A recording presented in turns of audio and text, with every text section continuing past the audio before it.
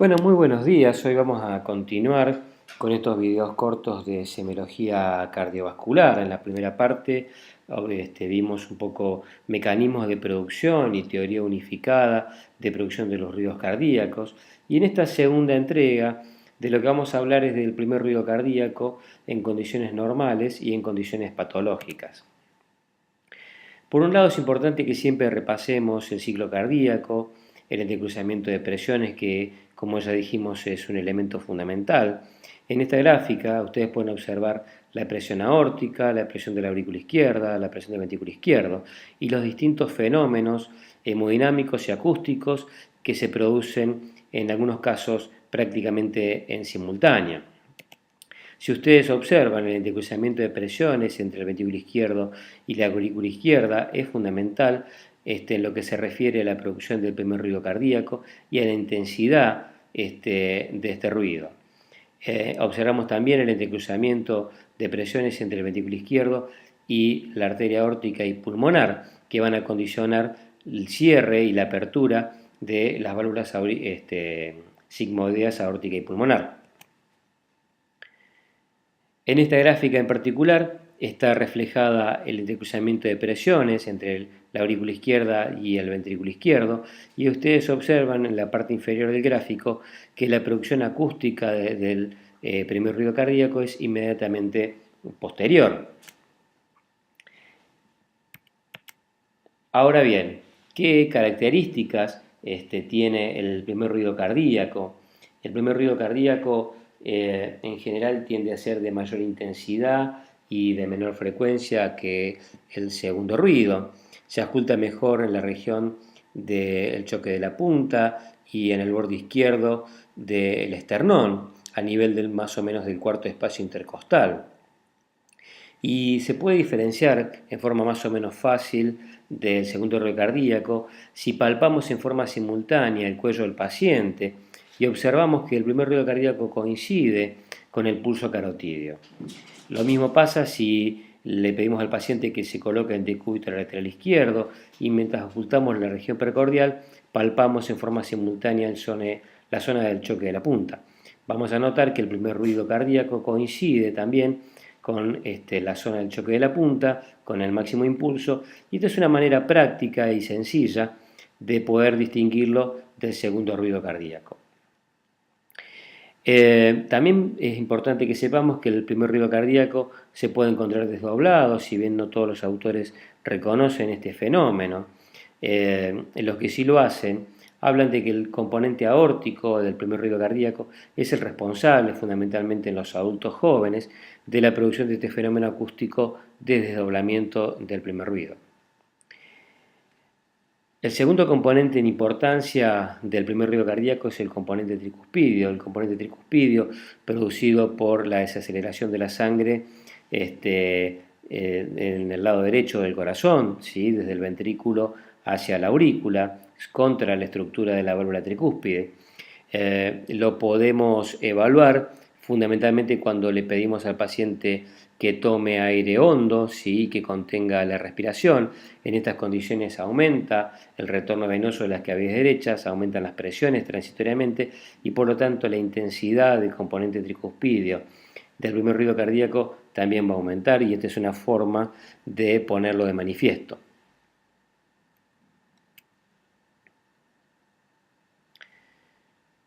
Vamos a hablar ahora un poco del componente mitral del primer ruido. Vamos a ver que hay cambios en la intensidad, hay situaciones en las cuales se pueden producir cambios en la intensidad del componente mitral del primer ruido.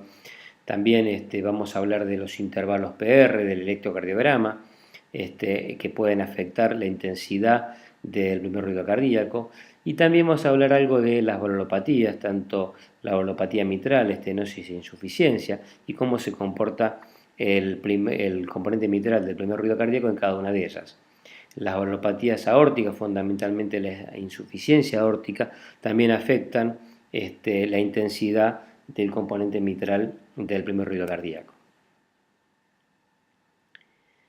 Con respecto a la intensidad del componente mitral del primer ruido, dijimos que uno de los factores que tenían mucho que ver era la de PDT.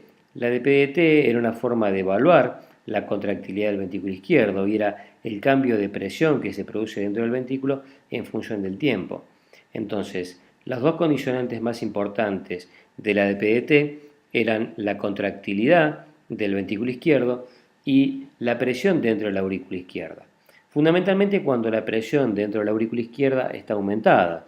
Cuando la presión dentro de la aurícula izquierda está aumentada, el entrecruzamiento de presiones y la DPDT es más alta. Por lo tanto, en estas circunstancias, la intensidad del primer ruido cardíaco, del componente mitral del primer ruido cardíaco, va a estar aumentada. Ahora, ¿en qué circunstancias nos podemos encontrar con un aumento de presión dentro de la aurícula izquierda? Las más importantes o las más frecuentes son la estenosis mitral, circunstancias como el intervalo PR corto, como en el síndrome Wolff-Parkinson-White, que vamos a ver en las próximas diapositivas, donde la aurícula izquierda está incompletamente relajada en el momento de su cierre. En la fibrilación auricular, en donde las diástoles pueden ser más cortas de lo normal. En la insuficiencia cardíaca y en la insuficiencia mitral, en donde en esta valvulopatía en particular la presión dentro de la aurícula izquierda está aumentada. Ahora, la insuficiencia mitral es un caso particular porque en la insuficiencia mitral severa vamos a ver que la intensidad del primer ruido cardíaco, del componente mitral del primer ruido cardíaco, no está aumentada, sino que por el contrario está francamente disminuida.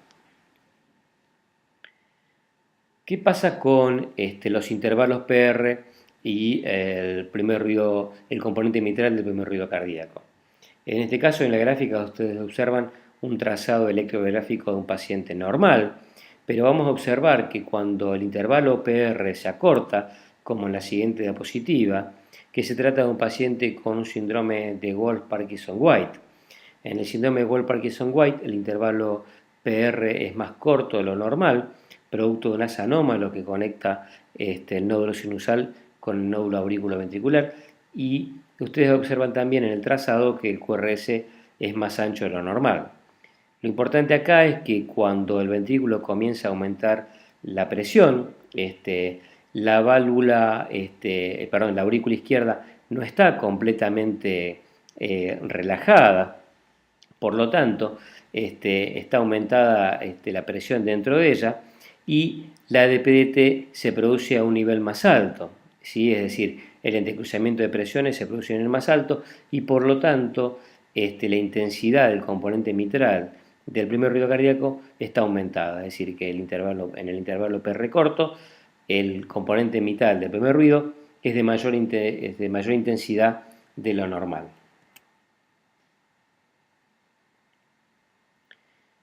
¿Qué pasa cuando el intervalo PR está prolongado?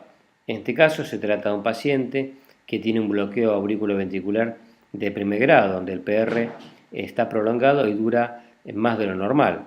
Bueno, en este caso, cuando la presión dentro del ventrículo izquierdo comienza a aumentar y supera la de la aurícula izquierda y la válvula mitral se cierra, la aurícula izquierda está completamente relajada, por lo tanto, la presión dentro de la misma está más baja de lo normal.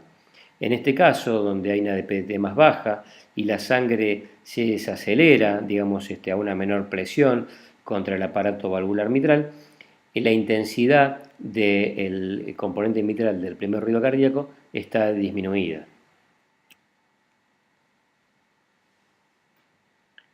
Puede ocurrir también que el intervalo PR sea variable. En este caso, ustedes observan un registro de un paciente con un bloqueo de completo, ¿sí? Donde el intervalo PR es sumamente variable.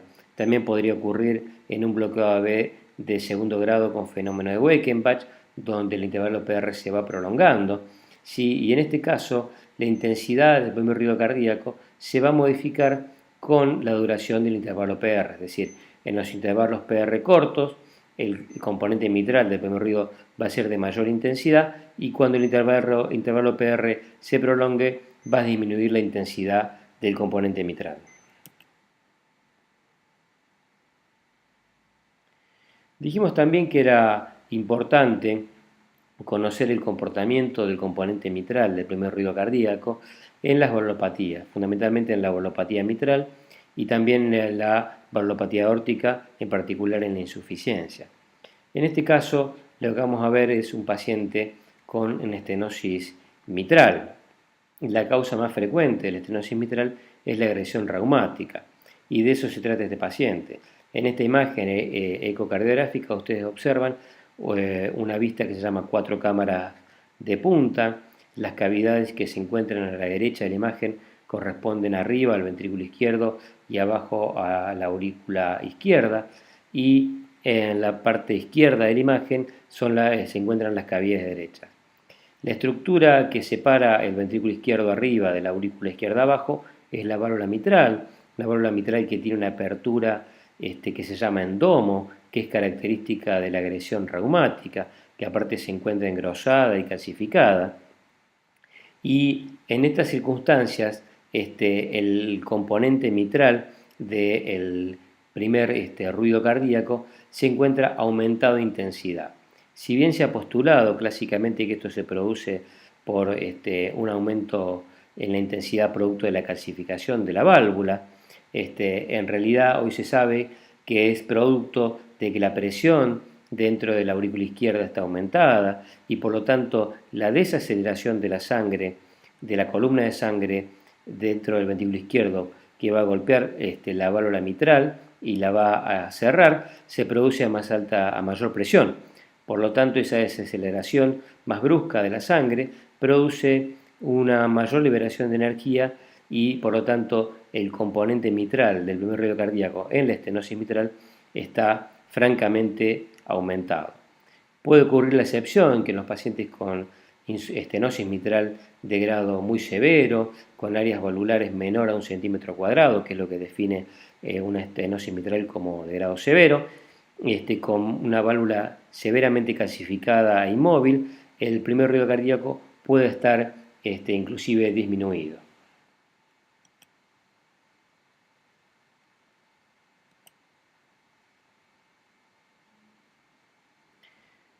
En la insuficiencia mitral, el comportamiento del primer ruido cardíaco es opuesto.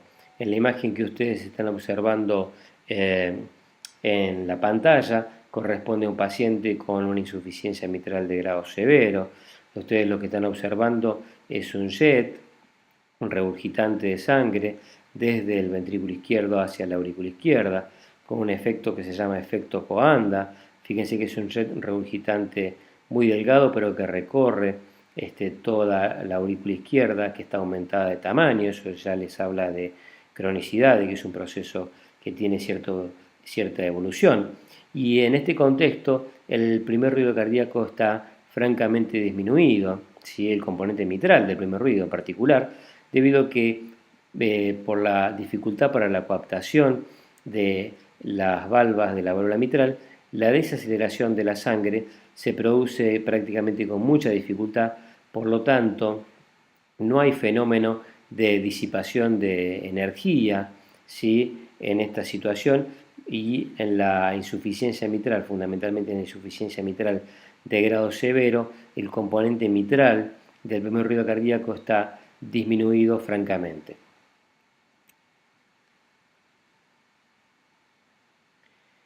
Dijimos también que las valvulopatías aórticas, fundamentalmente la insuficiencia, pueden afectar la intensidad del primer ruido cardíaco. En este caso, lo que ustedes están observando es lo que se llama un eje largo paraesternal izquierdo. Y fíjense que la cavidad de mayor tamaño, que es el ventrículo izquierdo, hay un jet regurgitante de sangre que proviene de la aorta hacia la cavidad del ventrículo izquierdo. En este caso se trata de un paciente que ha sufrido una endocarditis de la válvula aórtica con un absceso del anillo aórtico, y el jet regurgitante es severo. La estructura que separa la cavidad mayor, que es el ventrículo izquierdo, de la cavidad que está en la región inferior a la derecha de la pantalla, que es la aurícula izquierda, es la válvula mitral. Si ustedes la observan con detenimiento, se van a dar cuenta que el jet regurgitante golpea la valva anterior mitral y produce un cierre precoz de la misma. Por lo tanto, en estas circunstancias, cuando la presión del ventrículo izquierdo al comienzo de la sístole comienza a aumentar, la válvula mitral prácticamente ya está cerrada, por lo tanto no hay fenómeno notable de desaceleración de la sangre o de la columna de sangre contra la válvula mitral, y por lo tanto en la insuficiencia mitral el componente mitral del primer ruido cardíaco está francamente disminuido. Bueno, terminamos este segundo video de semiología cardiovascular. Con estos dos videos concluimos con las características más importantes del primer ruido cardíaco, y en la tercera entrega vamos a hablar de las características normales y patológicas del segundo ruido cardíaco.